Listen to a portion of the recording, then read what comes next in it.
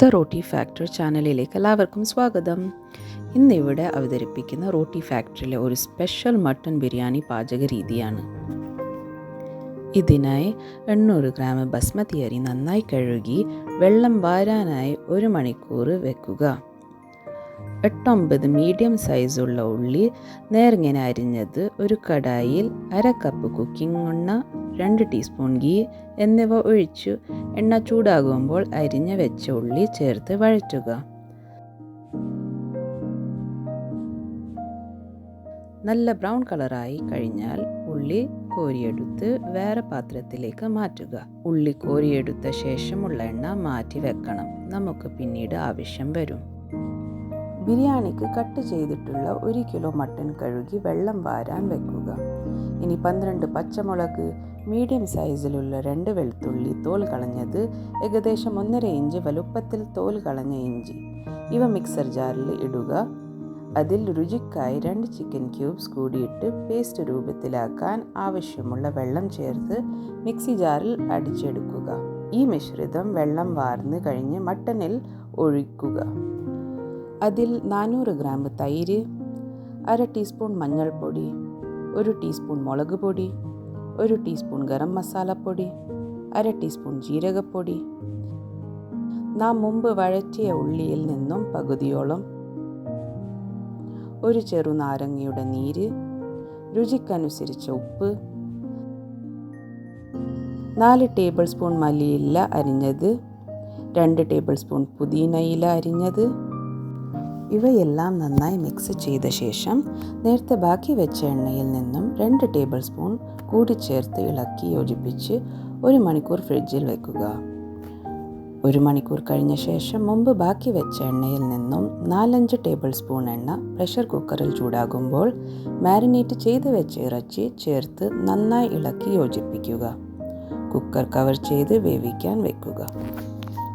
ഇനി ചോറിന് വേണ്ടി ഒരു പാത്രം എടുത്ത് ആവശ്യത്തിനുള്ള വെള്ളമൊഴിച്ച് അടുപ്പിൽ വെക്കണം. വെള്ളത്തിൽ 5-6 ഏലക്ക, 2 ചെറിയ കറുവപ്പട്ട, 1/2 ടീസ്പൂൺ കുരുമുളക്, 4-5 കറാമ്പ്, 1 ടീസ്പൂൺ ജീരകം, ഫ്രൈ ചെയ്ത ഉള്ളിയിൽ നിന്നും അല്പം മല്ലിയില, പുതിനയില അരിഞ്ഞത്, 2 ടേബിൾ സ്പൂൺ ഗീ, രുചിക്കനുസരിച്ച് ഉപ്പും എന്നിവ ചേർത്ത് തിളക്കാൻ വെക്കുക. ഈ സമയത്ത് ബിരിയാണി ദം ഇടാനുള്ള ചേരുവകൾ ഒരുക്കി വെക്കാം.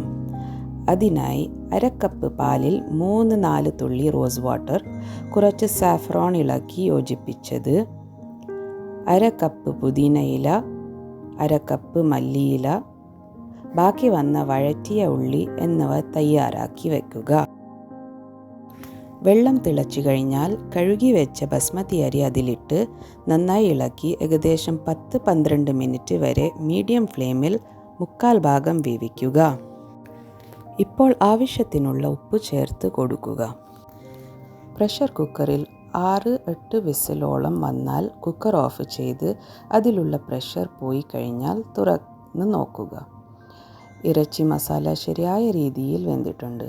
ആവശ്യമുണ്ടെങ്കിൽ ഉപ്പ് ചേർത്ത് കൊടുക്കുക. ഇനി അരി വെന്തിട്ടുണ്ടോ എന്ന് നോക്കാം. 3/4 ഭാഗം വെന്ത ചോറ് അടുപ്പിൽ നിന്നും മാറ്റി വെള്ളം വാർത്ത് മാറ്റി വെക്കാം.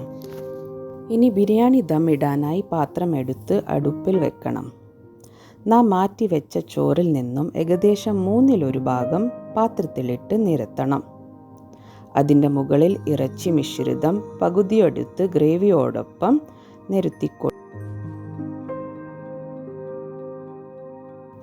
അതിൽ തയ്യാറാക്കി വെച്ചിരിക്കുന്ന മല്ലിയില, പുതിനയില, ഉള്ളി വഴറ്റിയത് വിതറിക്കൊടുക്കണം.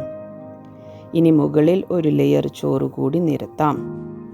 അതിന് മുകളിൽ ഇറച്ചി നിരത്തിയ ശേഷം ആദ്യം ചെയ്ത പോലെ മല്ലിയില, പുതിനയില, വഴറ്റിയ ഉള്ളി എന്നിവ നിരത്തി കൊടുക്കണം.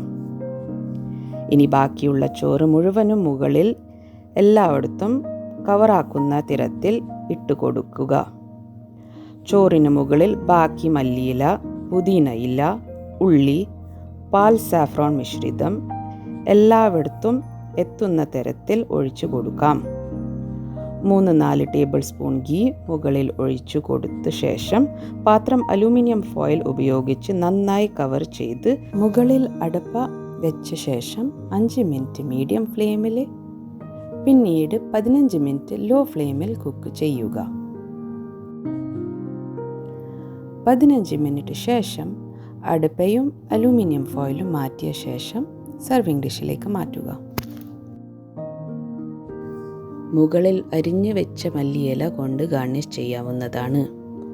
റോട്ടി ഫാക്ടർ അവതരിപ്പിച്ച ഈ മട്ടൻ ബിരിയാണി വേറിട്ടൊരു രുചിയായിരിക്കും നിങ്ങൾക്ക് അനുഭവപ്പെടുക. Thank you for watching. Please like, share and subscribe.